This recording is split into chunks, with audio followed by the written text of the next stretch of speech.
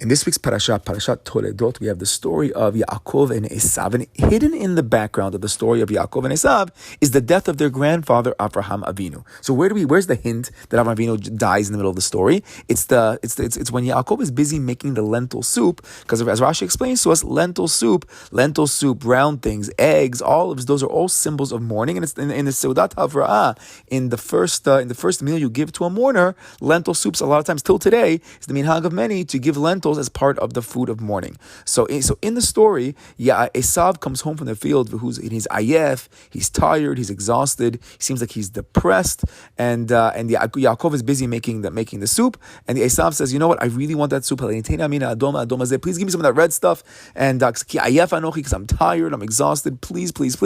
And Yaakov says, I'll give it to you, Eisav, on one condition: you sell me the birthright. And Eisav sells the birthright, eats the soup, and we've spoken much about this, a lot of what's going on. But Hazal come along, you look at the Midrashim, and they learn Behu Ayef in a much harsher way. And they learned that Eisav does a bunch of sins on this day. He murders on this day. He rapes on this day. I think the Midrash even has 5 different sins that Eisav does on this day, and he really turns out very bad on this day. So comes along Rashi and tells us, Min ha'adom adashim adumim. First off, it's red lentils. Also, red lentils, a little dvar Torah from a cook that I heard, is that normally when you cook red lentils, originally the red lentils are red, but after you cook it, they turn brownish, they turn greenish, they lose the red color. So the fact that Eisav is still saying, give me this red stuff, you just see how gluttonous he is and how materialistic. I'll give it to me now. He never wants to wait for the future. I want it now. You can take the bracha of the future, the bechorah of the future. I want the physicality right now.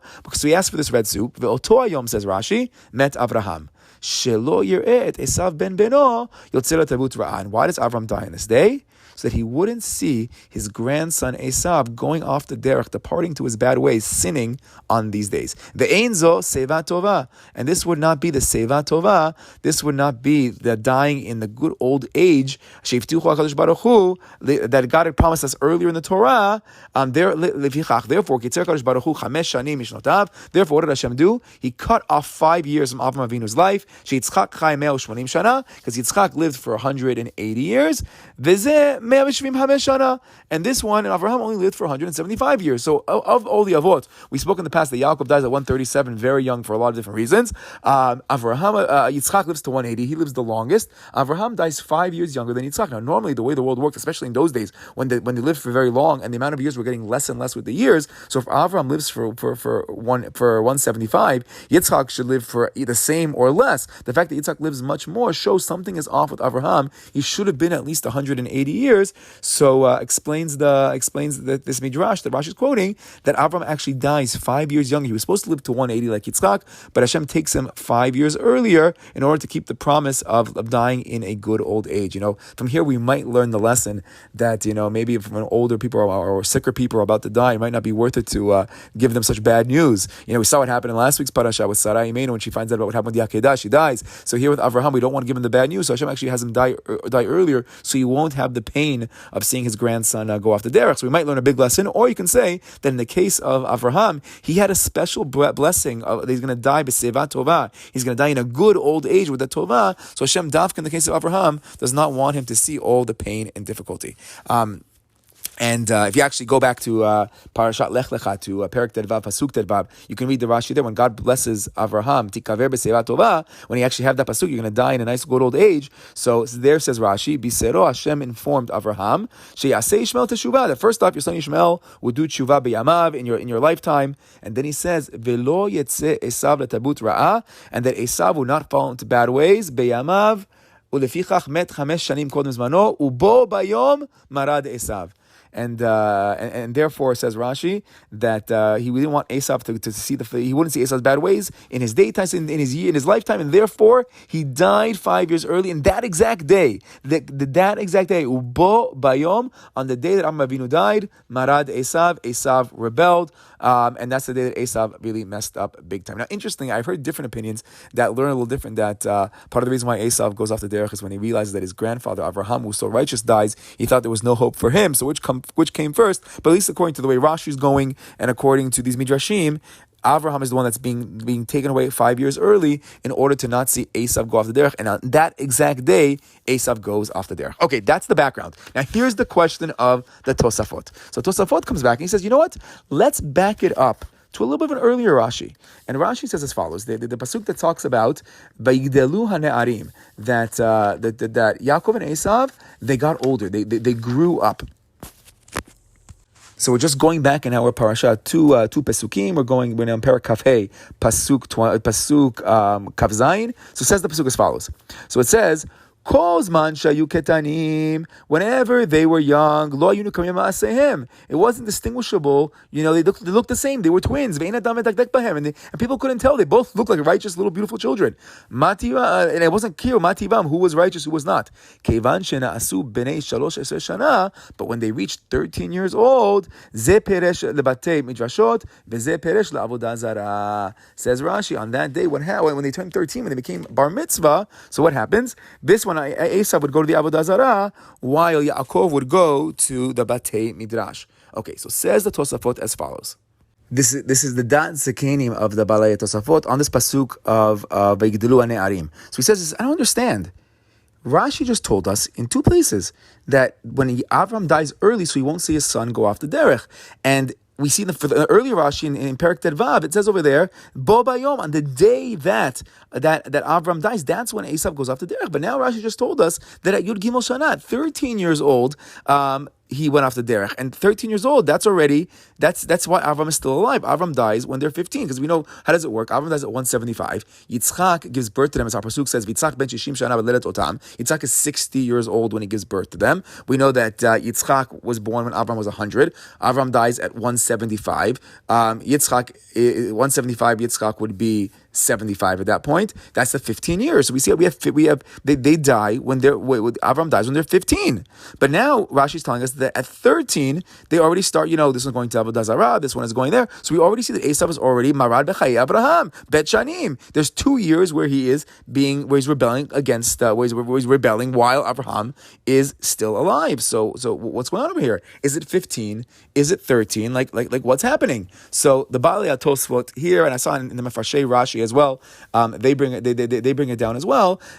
Based on the Yerushalmi, says the Dat Zekenim, that these first 2 years, it's true they began to sin, but it was more betzin'ah.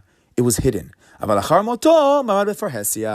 after, 2 years later, once Abraham dies on that day, that's when he did it out in the open. So now it was clear to everybody that he was a Rasha. But those first 2 years, it was beginning to happen, but it wasn't clear to everybody. I saw in a different Mefaresh that says that the first 2 years he was doing sins, but he didn't break the big ones yet. He hadn't crossed the red line yet. Although he's going to House of Avodah Zarah, it's a little bit complicated. That Avodah Zarah is a big red line. Some of the commentators ask, but he didn't go. It seems to be that he didn't cross that red line, or it wasn't clear just yet. And it's only at age 15 that's when he really breaks it all, and that's when Avram has to die. So those first 2 years, I guess according to Tosafot, Avram didn't realize it, or it wasn't so clear, it wasn't so big yet. He hadn't done it, he hadn't actually gone through with it yet. Okay, so those are the answers that I saw in the Tosafot and some of them are Mefarshei Rashi. But then I saw a wild answer. Okay, we've spoken in the past that when Yitzchak Avinu had the Akedah. So after the Akedah was over, so then we have this. We don't see. Sarai Menu is being buried. It says that Abraham goes back, but it doesn't mention that Yitzchak goes back with Abraham. So some of the Mefarshim say, where did he go? Now, according to Simple Pshat, Yitzchak is with him, but according to the Midrashim, he wasn't there. So some of the standard Midrash says that he went to the Yeshiva Shem Ba'ever. Whenever the Avot are missing, they learn Torah, and this is the time period when Yitzchak goes and learns Torah. Some say it's 3 years until Rivka is born and gets a little bit older. I saw another sefer that says it could be 3 years, it could be 2 years. But according to one opinion, he goes to the Yeshiva of Shem Ba'ever. But according to a different Midrash, he goes up to Gan Eden. Now we know the Yeshiva is Gan Eden. Okay, you can say it's the same thing. No, but according to the other approach, Yitzchak goes into Gan Eden. We had a beautiful Tu B'Shvat Dvar Torah a couple of years ago that he comes out of Gan Eden walking on his head, and that's when Rivka sees him for the first time praying Mincha outside, walking on his head. The crazy Dvar Torah for Tu B'Shvat. You can ask me to PM me, and I can send you the Dvar Torah about that. But there's an idea that he went up to Gan Eden, needed to heal his eyes that had become blind from the tears of the angels, or according to the Kabbalah, there actually was somewhat of a shechita. According to the Pshat, there was no shechita at all, but according to the Kabbalah, there might have been like part of him was cut, and he had a wound, and he had to go up to Gan Eden to get healed. So according to this approach that I saw, so the approach said that there's different approaches that say it was either 3 years in Gan Eden or 2 years in Gan Eden. If it was 2 years in Gan Eden, it's quoting the Likutei Sechot. I'm not sure if it's the Likutei Sechot of the Boucher. They quoted some Rebbe, so I'm not sure the exact source. But this Hasidic Rebbe says, if you go according to this approach that he was in Gan Eden for 2 years, he says, you know what? It could be that Gan Eden is lemala min hazman. Now he brings out a bunch of mefarshim who don't go in this direction, but we could go in this direction. And if we go in this direction, he says Gan Eden is known as lemala min hazman. So for the 2 years that Yitzchak Avinu was in Gan Eden, he didn't age. So if he went up to Gan Eden, he's there for 2 years, and then he comes down 2 years later. The whole world has aged 2 years more, but for Yitzchak Avinu, he's 2 years younger. So Avraham would be 2 years older than Yitzchak. So Yitzchak then is going to go along, and he's going to have Yaakov and Eisav at the age of 60, but Avraham at the age of Yitzchak being 60 is not 160. Avraham is 162. Avraham is going to be 2 years older because he aged for those 2 years when Yitzchak was in the Shemayim.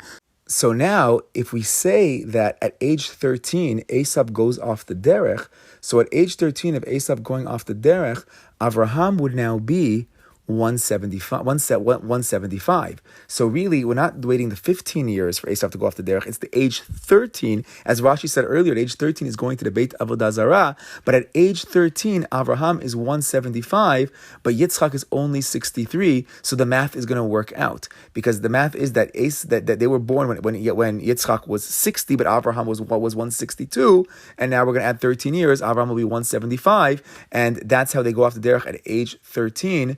And the math works out. So wild chidush that Gan Eden is lamala min hazman, and Yitzchak didn't age for 2 years. Now again, there's other Rishonim that clearly say that he did age, and they go in a total different direction. But I thought it was a different approach to the whole story.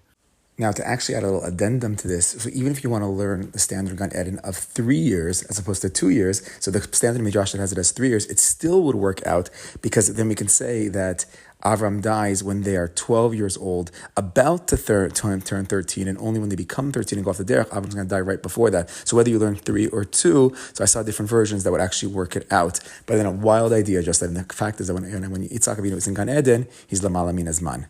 Shabbat shalom.